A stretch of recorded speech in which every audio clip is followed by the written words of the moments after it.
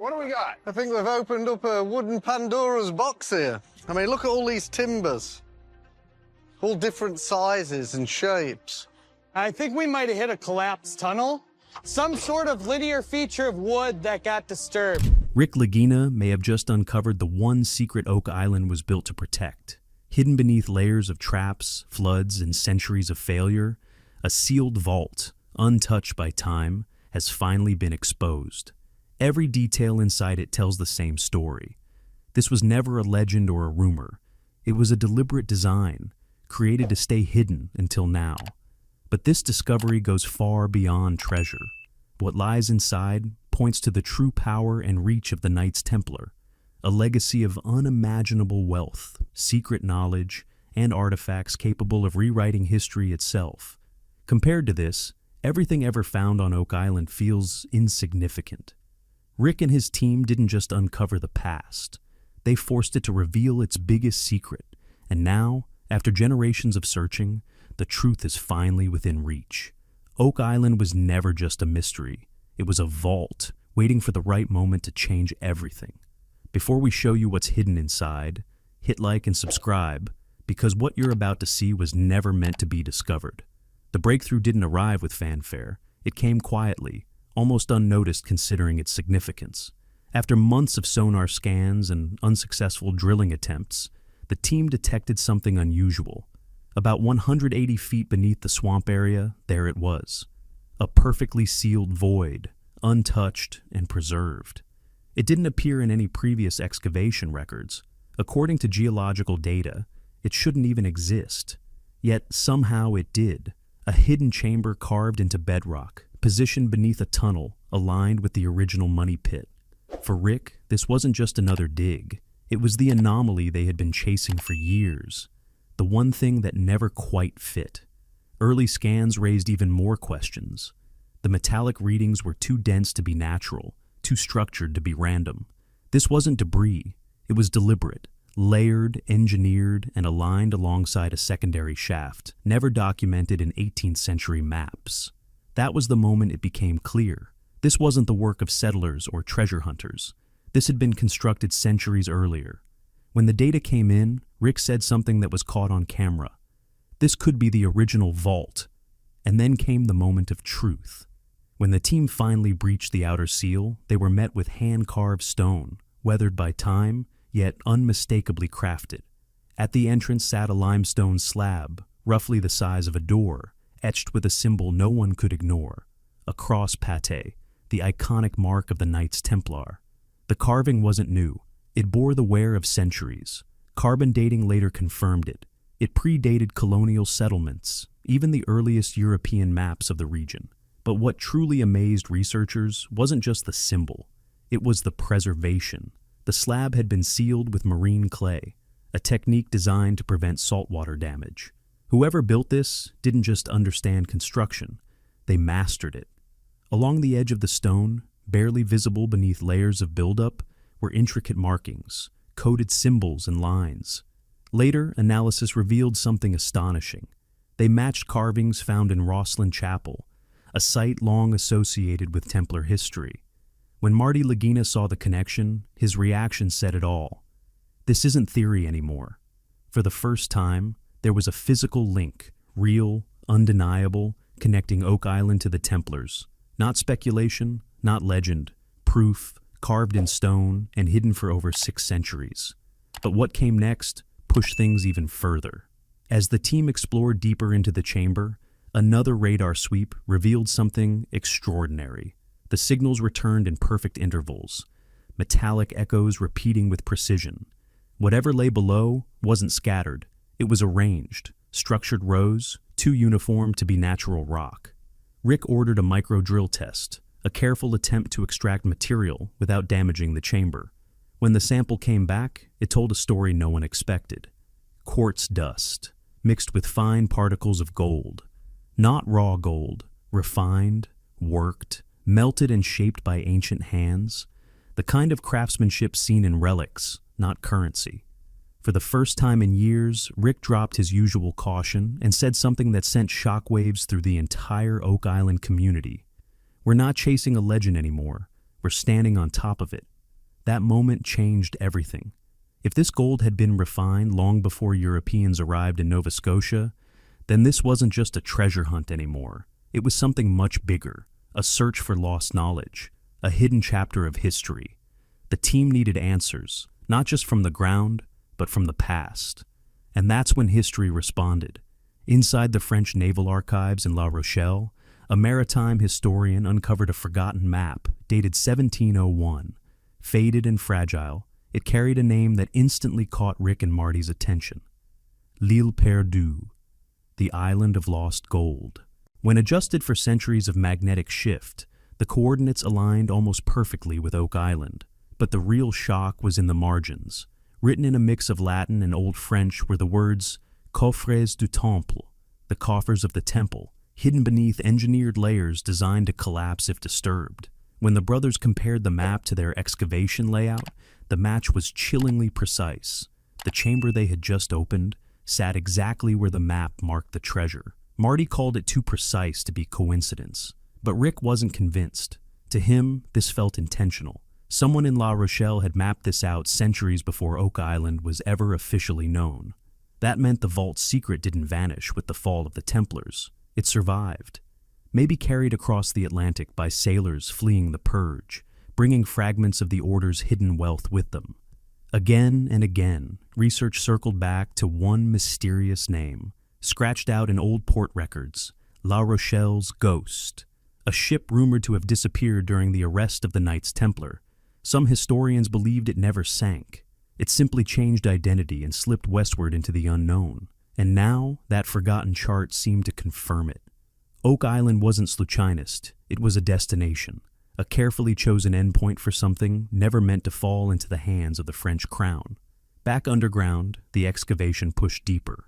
As layers of stone and sediment were cleared from the newly traced tunnel, one worker noticed a faint glint embedded in the limestone.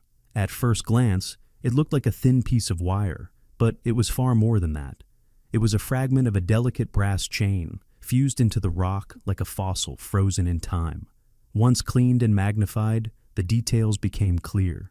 Each link carried tiny engravings, every one shaped into the unmistakable Templar cross.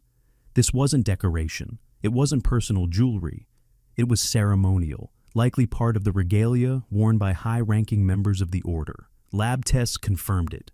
This artifact wasn't colonial, and it wasn't modern. Its metal composition matched 13th century French craftsmanship, nearly identical to chains recovered from Templar burial sites near Poitiers. Every element, from the soldering style to the alloy purity, pointed straight back to medieval Europe. The implications were massive. This object existed more than 150 years before any recorded European presence in the New World. That single chain alone had the power to rewrite Oak Island's history. But what they uncovered next changed everything again. Carefully brushing away the soil beneath the chain, the team revealed a small lead container.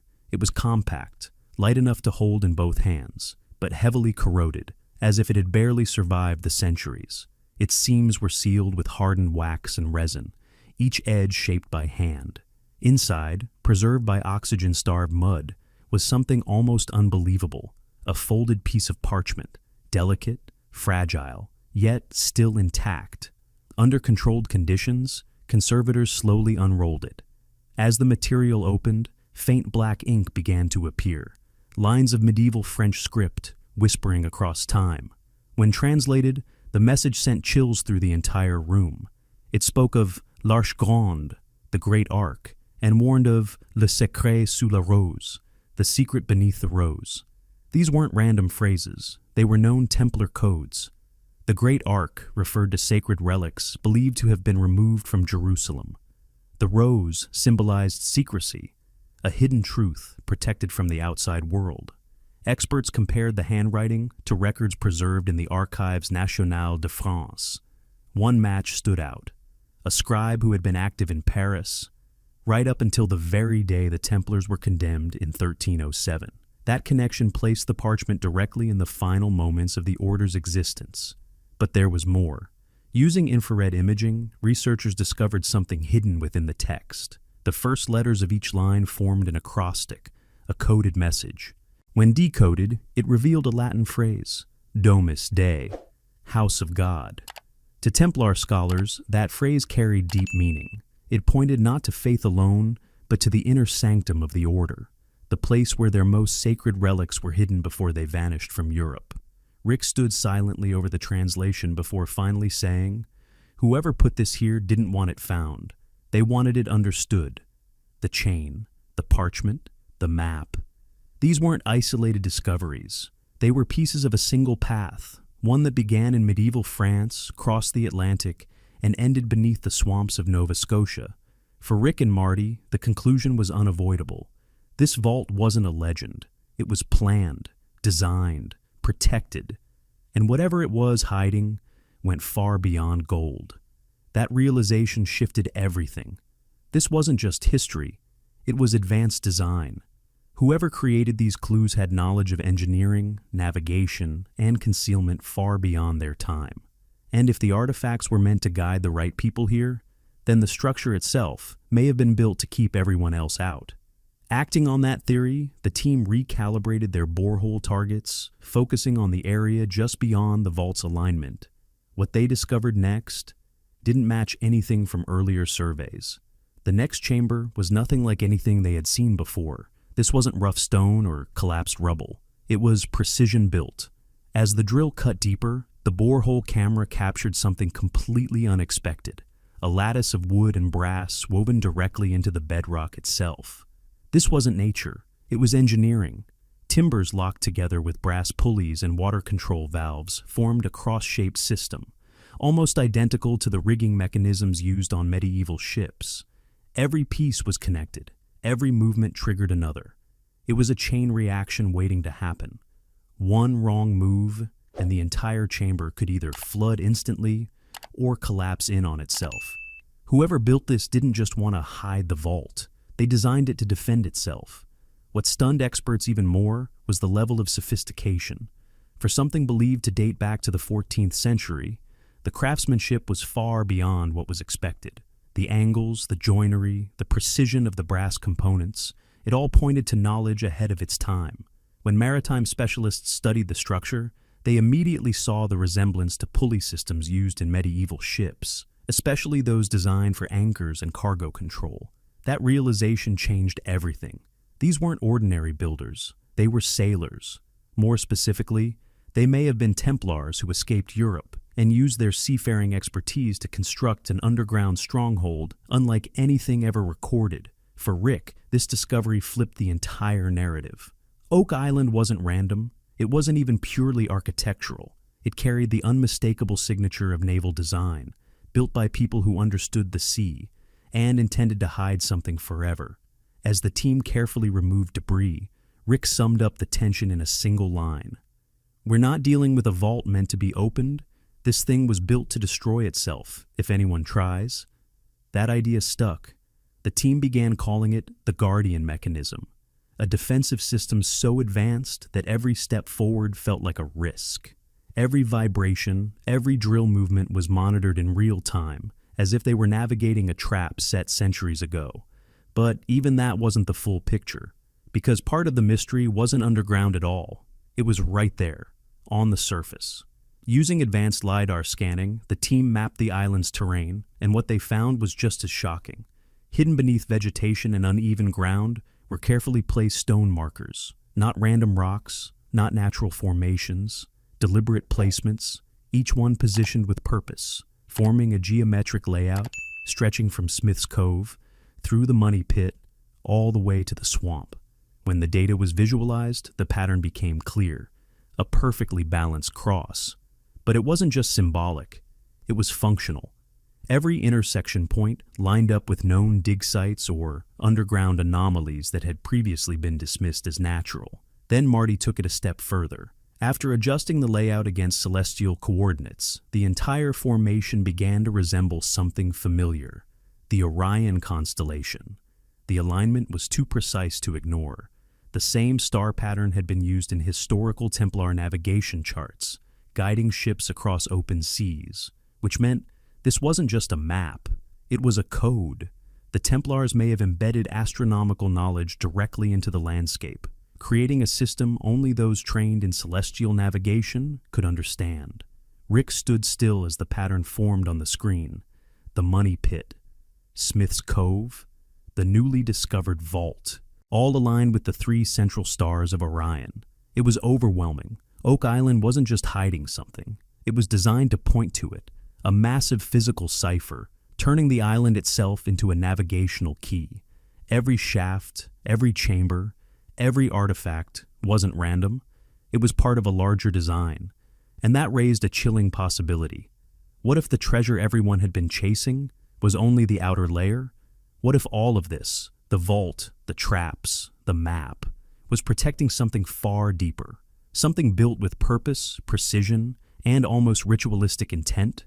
As the team followed the newly mapped cross pattern, the drill broke through into yet another hidden space. But this chamber was different. Gone were the rough beams and timber reinforcements. Instead, the walls gleamed, smooth, refined limestone, carefully finished as if this place had been meant to last forever. And at the center stood something that immediately drew every eye: a sealed archway. Carved into it was a striking symbol, a fully opened rose, surrounded by winding vines and layered crosses. This wasn't simple decoration. It matched almost perfectly the iconic Rosicrucian rose cross, an emblem later associated with Rosicrucians, a group many historians believe carried forward hidden Templar traditions. The location said it all. This wasn't just another chamber. This was the entrance to the primary vault, the very core of everything Oak Island had been built to protect. Before anyone dared touch it, scanning equipment was deployed, and the readings were unlike anything they had ever seen. Metal concentrations spiked off the charts, dense, organized, and fully contained behind the sealed archway. Whatever lay beyond wasn't scattered debris. It was a massive, concentrated collection. The magnetic sensors struggled to stabilize. The sheer volume of metal, likely gold mixed with other alloys, was overwhelming the instruments. For the first time, there was no doubt left. This wasn't theory. This was real. The data pointed to something extraordinary. A tightly packed chamber filled with structured deposits, chests, containers, possibly dozens, even hundreds of them. Rick didn't hesitate. All drilling stopped immediately. No one was willing to risk triggering another hidden defense system. Instead, preservation experts were brought in. Using fiber optic cameras and non-invasive imaging tools, they carefully guided a lens through a narrow borehole, slipping past the sealed gateway. The feed flickered to life. At first, all they saw was a tight corridor of polished stone, layered with centuries of sediment. Then, a faint glimmer. The camera adjusted focus. And suddenly, a soft reflection cut through the darkness. Gold. There was no mistaking it. Under the LED light, it gave off that unmistakable warm, aged glow. The room fell silent. As the camera held steady, more reflections appeared, then more and more. Waves of golden light emerging from the shadows. This wasn't a single object. It was an entire chamber filled with them. Dozens, maybe hundreds of artifacts, untouched for over 6 centuries, hidden behind the rose-marked seal. Rick didn't say a word. He didn't need to. His expression said everything: shock, disbelief, and something deeper. The realization that this was about more than treasure.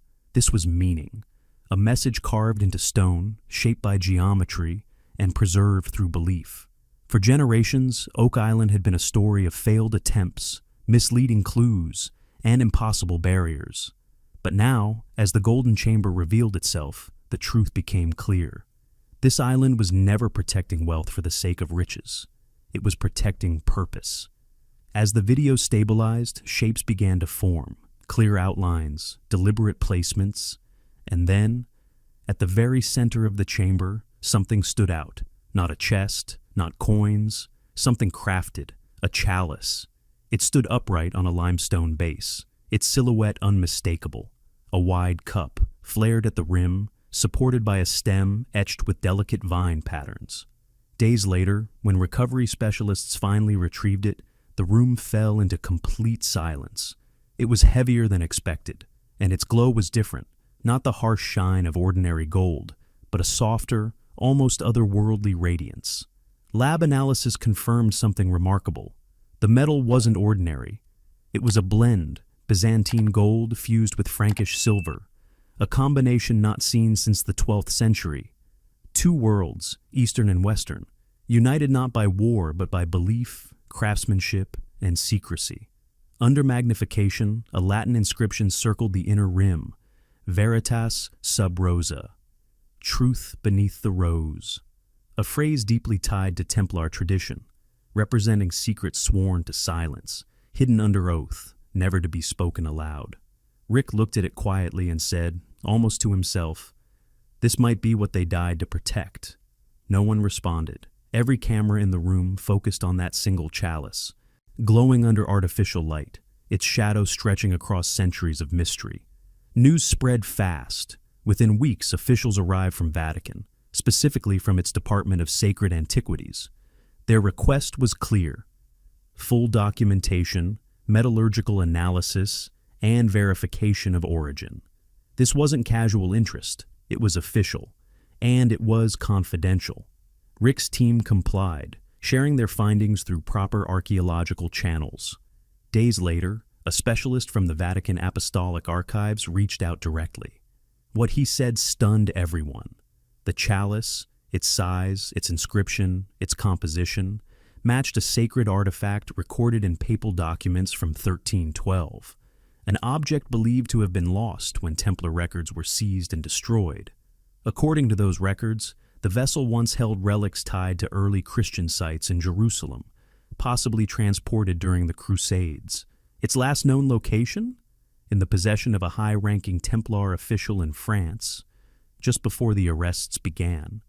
After that, nothing, no record of seizure, no record of destruction. It simply vanished from history. Until now. More than 600 years later, it had reappeared beneath an island in Nova Scotia, and the Vatican's involvement made one thing clear. This discovery wasn't just historical. It was something far bigger. They proposed a joint investigation under international cultural heritage laws. Soon, legal teams from Canada, France, and the Holy See came together to determine ownership, preservation, and control. What started as a treasure hunt had suddenly become a matter of global diplomacy. According to cultural heritage rules, any artifact predating colonial history and tied to European origins could fall under shared international custody. But this wasn't just history, it was religious. And that added another layer entirely. If the chalice was considered sacred, it could fall under ecclesiastical authority. Marty summed it up perfectly. This just got bigger than Oak Island. Overnight, the site transformed. What had once been an excavation zone became a secured archaeological facility. Security tightened, legal observers arrived, media access was shut down completely. Every artifact, every fragment, every piece of data was carefully logged and preserved under strict evidentiary protocols. But while the world focused on ownership, Rick focused on meaning. For him, this was never about possession. It was about purpose. Why was all of this created?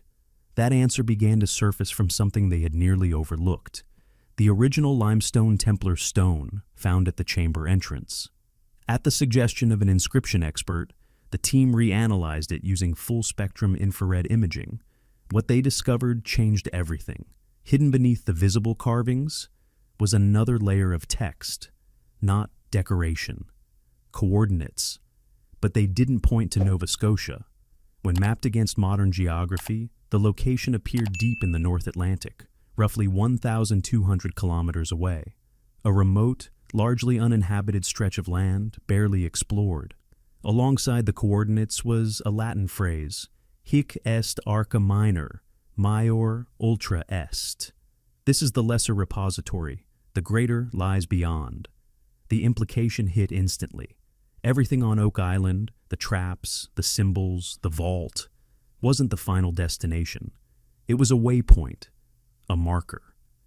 Rick laid out the parchment beside the stone inscriptions and studied them alongside the markings etched into the chalice. One symbol appeared again and again, the rose. This wasn't coincidence, it was the key. Sub rosa, beneath the rose, wasn't just a phrase about secrecy. It was literal, directional. The rose symbol wasn't decoration. It was a guide, pointing towards something beyond. When the team overlaid the island's LiDAR-generated cross pattern with the newly discovered coordinates, the result was staggering. The same celestial alignment tied to the Orion constellation didn't stop at Oak Island. It continued across the ocean. Historians began revisiting the story of the Templar fleet. Some ships were accounted for. Others simply vanished. Maybe they weren't lost at all. Maybe they split. One group stayed behind, constructing the Lesser Repository, a guarded vault designed to mislead, protect, and guide. The other group sailed on, carrying the most sacred objects to a second, even more secure location, a place no king, no empire could ever reach. The chalice wasn't the ending. It was proof that the system worked, proof that the plan endured, proof that this wasn't random. It was designed.